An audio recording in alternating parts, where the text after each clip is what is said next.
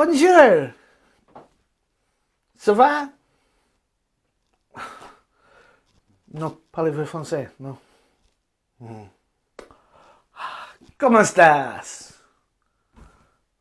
No comprendo español? Problem. When we speak in different languages, we don't know what we're saying to each other at all, do we? Which is kind of difficult when we need to communicate with each other on big important things.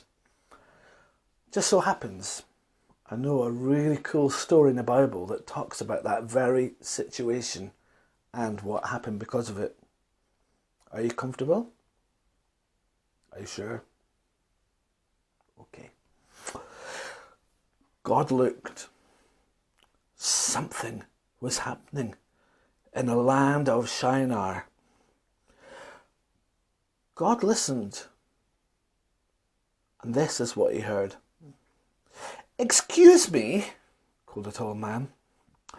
"Could you please throw me a brick?" "Here you go," said a short man. "And could you pass me that axe, please?" From all over the world they had come. Tall people, thin people, short people, fat people. All over and all different kinds of people. And they were building a tower. Up, up, up, up, up they went. Stirring mortar, making bricks, and hauling them high up into the sky. It was a huge job.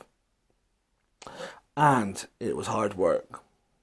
So it was a good thing that they all spoke the same language.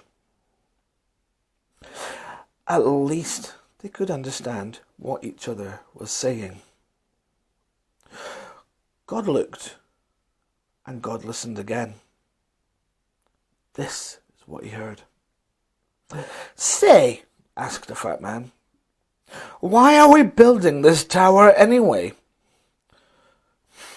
"It's simple," grinned a thin man.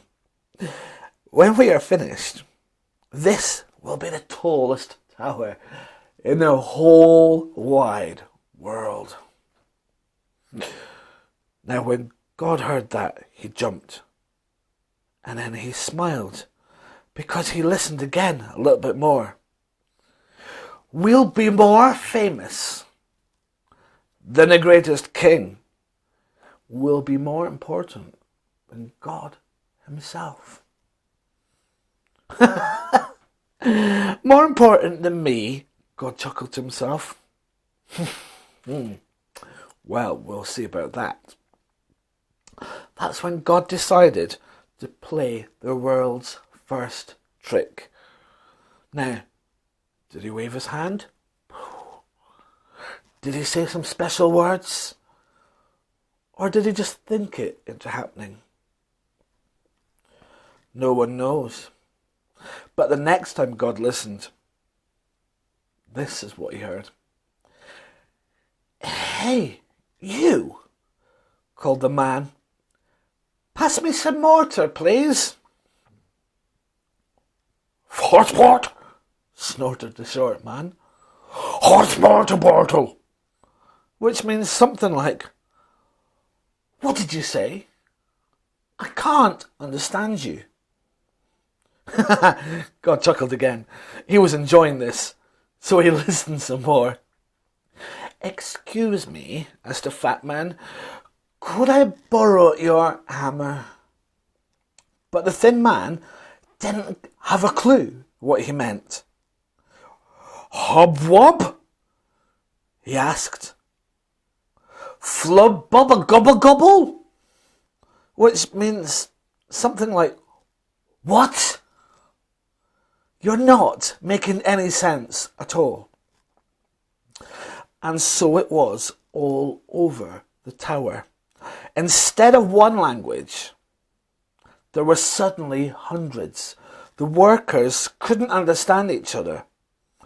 How could they possibly go on? So, down, down, down, down, down, they all went.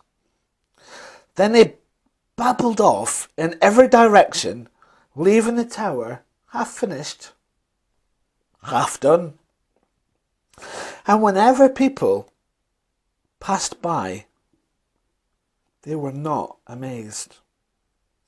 No. Some sniggered, some pointed, and some even said,